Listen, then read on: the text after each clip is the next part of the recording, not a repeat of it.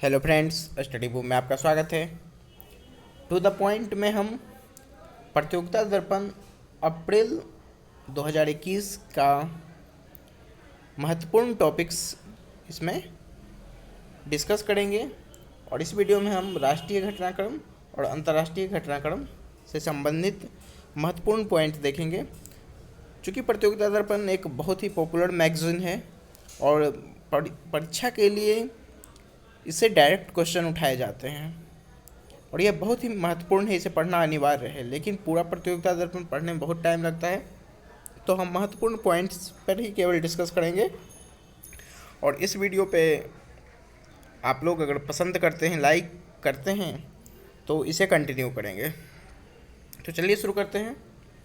महात्मा गांधी का विचार है कि व्यक्ति अपने विचारों का ही परिणाम है, जैसा वह सोचता है वैसा वह बन जाता है।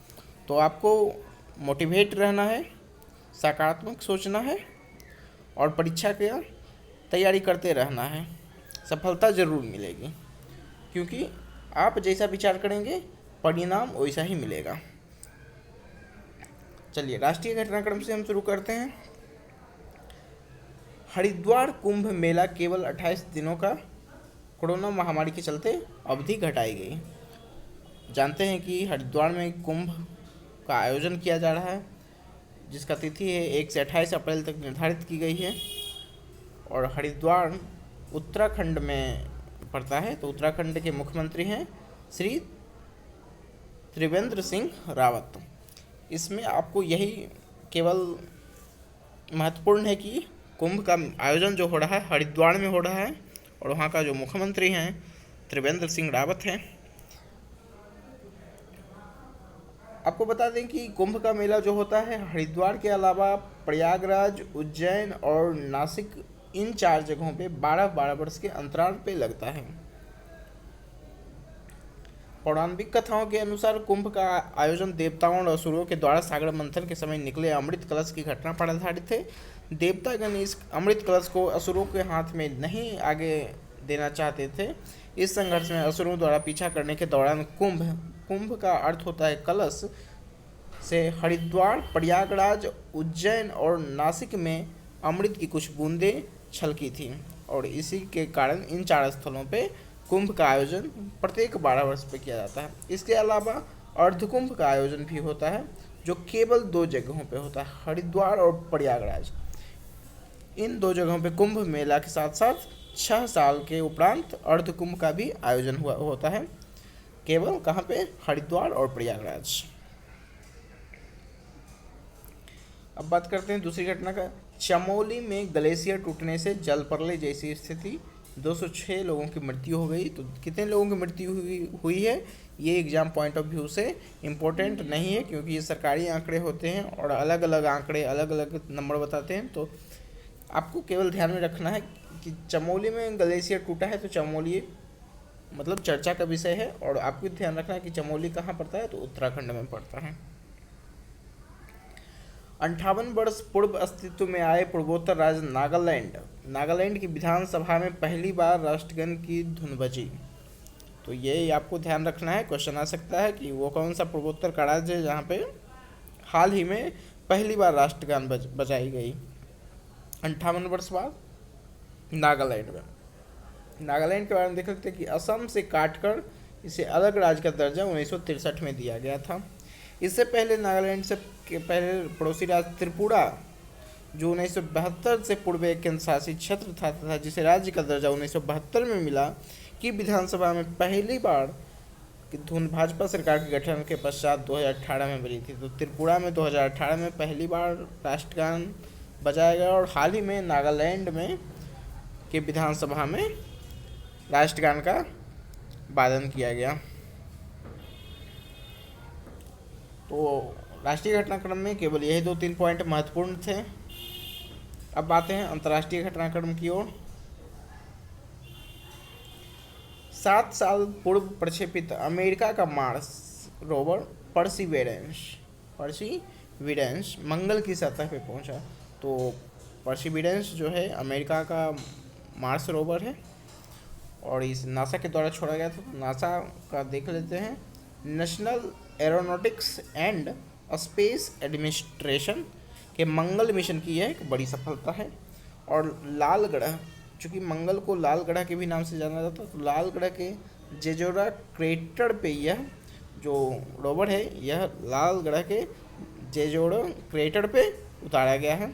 और ये मंगल की सतह पे उतरने वाला नासा का 5वां रोवर है, ध्यान रखना है 5वां रोवर है ये। संयुक्त अरब अमीरात का स्पेस क्राफ्ट होप, जिस प्रकार अमेरिका का रोवर परसिविडेंस था, उसी प्रकार संयुक्त अरब अमीरात का होप स्पेस क्राफ्ट मंगल ग्रह की कक्षा में पहुंचा है। ये इम्पोर्टेंट फैक्ट है कि मंगल ग्रह के लिए किसी अरब या मुस्लिम देश का यह पहला अंतरिक्ष मिशन है।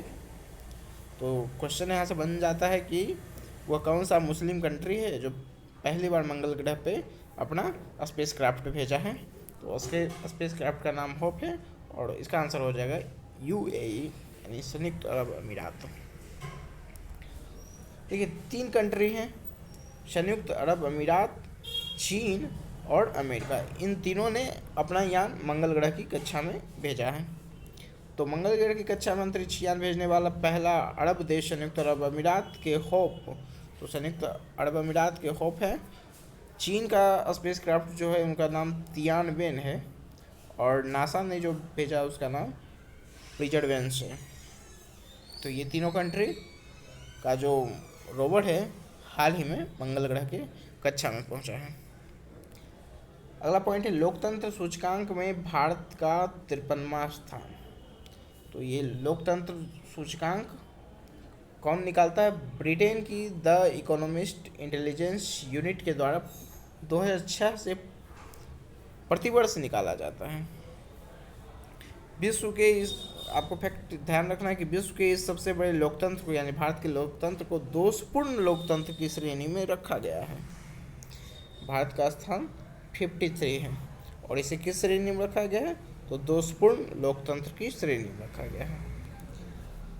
अब टॉप पोजीशन पे कौन रहे हैं? सेल्स के 10 राष्ट्रों की ये टेबल है, लेकिन आपको याद रखना है टॉप पे नॉर्वे रहा है और सबसे नीचे के 10 राष्ट्रों की ये सूची है, लेकिन आपको याद रखना है कि सबसे 167वां पोजीशन जो है उत्तरी कोरिया का है। और भारत और उसके पड़ोसी देशों की स्थिति अगर हम देखें तो अपने पड़ोसी देशों में भारत की स्थिति सबसे अच्छा है, 53 स्थान। वहीं श्रीलंका का बात करें तो 68 है, बांग्लादेश का आप देख रहे हैं 76 और इसी प्रकार चीन का 151 है। तो लोकतंत्र में चीन बहुत ही पीछे है भारत से। तो पड़ोसी देश में भारत सबसे टॉप पोजीशन पे है। अब ये जो सूचकांक निकाला गया इसमें 5 श्रेणियों पे आधारित था। तो ये 5 श्रेणी थी: चुनावी प्रक्रिया और बहुलतावाद, सरकार का कामकाज का तरीका जो होता है, राजनीतिक भागीदारी, राजनीतिक संस्कृति और नागरिक स्वतंत्रता। इन 5 फैक्टर पे ये सूचकांक जारी किया जाता है और सूचकांक को कुल 4 श्रेणियों में, कुल देश को 4 श्रेणियों में बांटा गया। पहला पूर्ण लोकतंत्र, फुल डेमोक्रेसी, जहाँ यानी कि सूचकांक का जो वैल्यू था 8 से ज़्यादा अंक वाले थे तो उसे पूर्ण लोकतंत्र के श्रेणी में रखा गया। दूसरा है दोषपूर्ण लोकतंत्र, जिसमें भारत आता है 6 से 8 अंक वाले को। फिर संकर लोकतंत्र 4 से ज़्यादा लेकिन 6 से कम वाले को, और 4 से जिसका कम है सत्तावादी शासन की श्रेणी में उसे रखा गया है। तो आप याद रखेंगे महत्वपूर्ण फैक्ट्स हैं कि भारत का रैंकिंग क्या है। लास्ट पोजीशन पे उत्तर कोरिया है, पहले पोजीशन पे नॉर्वे है और यह जो निकाला जाता है ब्रिटेन की संस्थान द इकोनॉमिस्ट इंटेलिजेंस यूनिट के द्वारा निकाला जाता है। और भारत का जो सबसे बड़ा लोकतंत्र विश्व का है इसे दोषपूर्ण लोकतंत्र की श्रेणी में रखा जाता है और यह कुल 5 आधारों पे इसकी गणना की जाती है और सभी देशों को 4 श्रेणी में बांटा गया है। भारत जिसमें दोषपूर्ण लोकतंत्र की श्रेणी में आता है। डोनाल्ड ट्रंप के विरुद्ध दूसरी बार महाभियोग प्रस्ताव भी सीनेट में खारिज। हम आपको बता दें कि अमेरिका के इतिहास में ऐसे पहले राष्ट्रपति डोनाल्ड ट्रंप हो गए जिनके विरुद्ध 2 बार महाभियोग प्रस्ताव उनके कार्यकाल में लाया गया तथा दोनों ही बार प्रतिनिधि सभा में पारित होने के बावजूद सीनेट से यह पारित नहीं हो सका। तो फैक्ट याद रखना है केवल कि अमेरिका के ये पहले राष्ट्रपति हो गए हैं जिनके शासनकाल में ही 2 बार महाभियोग चलाया गया, लेकिन प्रतिनिधि सभा से पारित होने के बावजूद भी यह सीनेट से पारित नहीं हो सका, क्योंकि पारित करने के लिए 2/3 भाग का बहुमत चाहिए था और सीनेट में टोटल 100 सीट है और विरोध में केवल 97 वोट पड़ सके थे, जबकि पारित होने के लिए कुल 67 वोट की आवश्यकता थी। तो इस वीडियो में केवल इतना ही, और अगर आप पसंद करते हैं तो ये सीरीज हम कंटिन्यू करेंगे।